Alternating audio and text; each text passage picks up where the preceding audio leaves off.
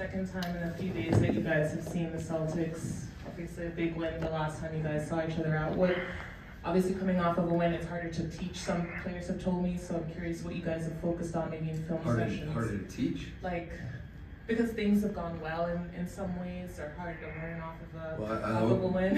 Yeah, well, there's a lot of things in life that are hard, and that doesn't mean you don't do them. Right. So, I think the challenge is when you feel good about something, that doesn't necessarily, that's not enough. There's some things that may be effective because you executed them that you'd like to try to do again, and there's other things. And to that point, the teaching component, there's always opportunities to adjust on some level. Sometimes it's not extensive, sometimes it's subtle. And I feel good about how our guys have embraced those things, as far as executing your game plan. So that's what we need to try to do again. And it's an unusual schedule. I think everybody recognizes that. So I don't know how that plays out in the game, but it's not something that you need to dwell on one way or the other. It just is what it is. It seems like Clint has his legs back, so to speak, the last couple of weeks. Have you seen that? What do you see from him as he's been really productive the last couple of weeks? I think more than his legs, meaning his conditioning, probably, right?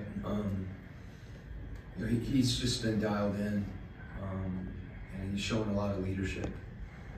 That would be the one thing I think that, and when you do that, you naturally hold yourself to a high standard, and you're not going to be perfect by any means, but I think he's, the things that he's doing on the court are things that he's capable of doing, he's worked on, and like I said, you have different levels of success in certain situations, but as far as shooting the ball, his jump hook, it's almost like a floater, and that's something he's really worked on. You've seen that with Bruno too, with his footwork. I feel proud of those guys and my staff. That I feel like our players have gotten better during the season, and we've said that. The summertime is not the only time. It's too short that you work on your game. I think to the extent that guys embrace that over the course of the season, they get a chance to get better, and we've got a number of guys that have done that. Clint being one of them, and I just think he's been dialed in too. Clint, you're down 68-38. Like, what do you say to your guys for them to do just such a 180? Like, do you get emotional? Do you get nasty? What kind of game plan did you implement? Obviously it was X and O, but it had to be something else psychological to get your guys to kind of respond. Well, I think you have to know your team, and over 82 games, there's times when you feel like you can move the needle on those things. We felt like they were the more aggressive team, and that was something that that challenged our guys to pick their level up in that regard. And sometimes when you do that, you have to get a little lucky. They missed shots, that certainly helped us, but they made shots early and we fouled. So there were some things I felt like that we were playing better early than it felt with the scoreboard. But the reality is that what we were doing, it wasn't good enough. And halftime's a time to show them some clips where they really feel that. And it was pretty simple. We just needed to get more aggressive, make the game harder, and then execute better. I thought, like I said, they were the more aggressive team, and we knew, regardless of whether we won or lost the game, that wasn't something that we were going to feel good about after the game. I was pretty direct with all that, and there are times to be emotional, and guys need that, and frankly, guys want that, and our guys are like that. So challenging them a little bit at those times when they have more in them, and I believe that, and they did. Quinn, it seems that as of late, the other guys, as in Garrison, Veet, Bruno, they're having impactful games, but it's at a much larger impact and scale. I know you said that you give them confidence, but how important has it been to be able to have them produce on the level that they have every other night? Well, it's really a function of them getting better. They put time in, and that's not just things they do well, but it's things that, there's a fine line there between, like Garrison can shoot the ball, we don't necessarily need him to attack the rim the way we do DJ. That said, if they're trailing him on screens and he doesn't have a shot, his ability to put the ball on the floor and keep his feet. There was a play last game where he got in there and he found Veit in the corner. And that's something he's worked on. He's worked on it consistently every day. You see him out there with Steve Cly, he's working on his footwork, he's working on his shot fake and that escape dribble that you see. So I think as the season progresses, there's things that competition gives you. It allows you to look at yourself in a way that allows you to improve, and those guys have been willing to do that. Bruno, the same way. You watch just something as simple as his pivot, and that's giving him more space and shots. And I think that they all know the importance of, we call it the little things, but especially those things on defense. And then they've been doing them on offense too. Veit's always got his eyes out. He's looking for people, sometimes to a fault. All of a sudden, DJ got upset with him because he passed up a shot. And I think that was good for him. The other night he hit, I don't know, 3 in a row, but he looked like he was. So it's not just me giving confidence to someone. It's their teammates believing them. And I think when you work, and it's something that you've worked on, you have confidence in yourself. Once you get over kind of the opportunity to play, that's a little bit of an adjustment as well. You're doing something, in a 5-minute stretch, and you're doing it a little longer, and you're getting back in. That has a tendency to kind of settle you in. But you mentioned those guys. We saw Wes the other night be able to contribute the way that we know he can. He wasn't shooting the ball this way during the early part of the year. He can shoot the ball and keep shooting and get the shots that can really impact for us. So those guys have all been big contributors, and I think they've been solid defensively. They got hits on the boards, they've gotten back, they're shifted, their arms were out, like all those little things that sometimes you can take for granted or maybe not feel like they're as important as they are. But when you have a team that's collectively doing that, and those guys, they've embraced all those things, and they're also seeing, sometimes you throw yourself into the game like that, you're not thinking about a shot. Shot just comes to you, and so I think that's something that they've embraced, and the work.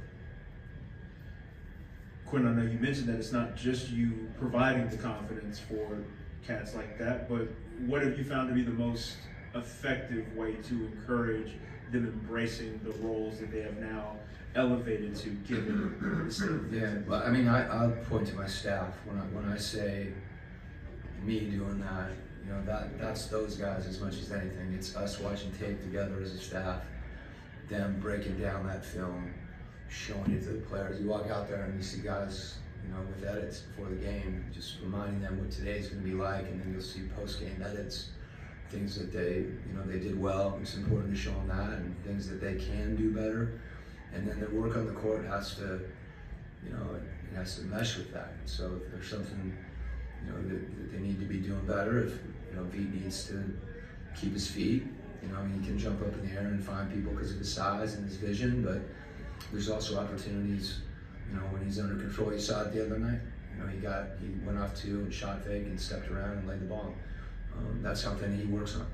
And so I think, their teammates, believing in them because they see him putting work in.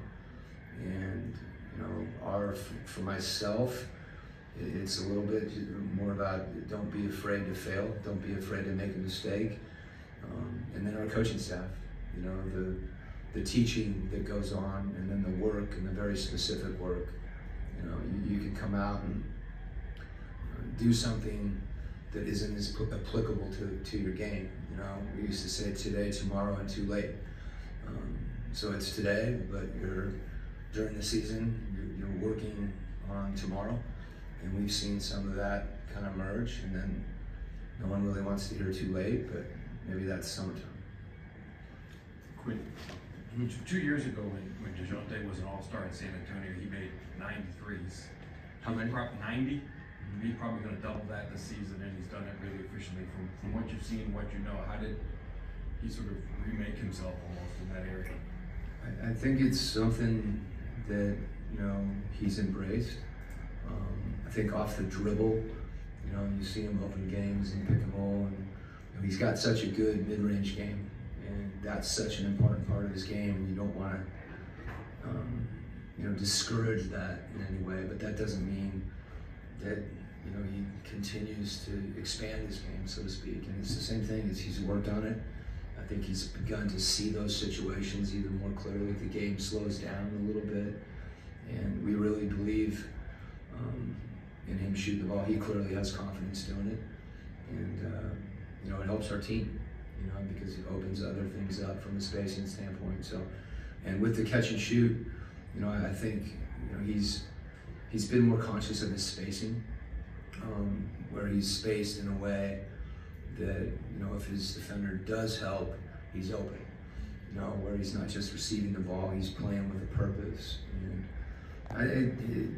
part of it, you know, he's a young guy, and this is part of the process. There was a play the other night where he cut back and pick and roll, and you could just tell that the game slowed down. And so I think his reads as well, you know, when to attack, when to pass.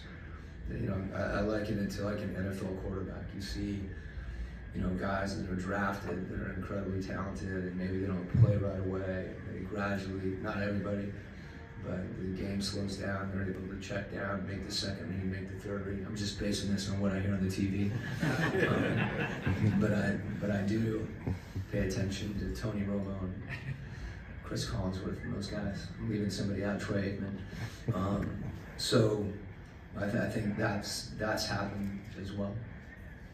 He's also, you know, I mentioned this the other day, sometimes we focus on the Garrisons and Brunos and Beats, but maybe, you know, it's like your handicap in golf, and again, I'm not speaking from experience, but it's a lot harder to go from 2 handicap to scratch than it is from 20 to 14. And, you know, the challenge for some of the guys on our team like DJ, I feel like Hunt's done the same thing, is to continue to work and continue to get better, even if those gains seem more incremental.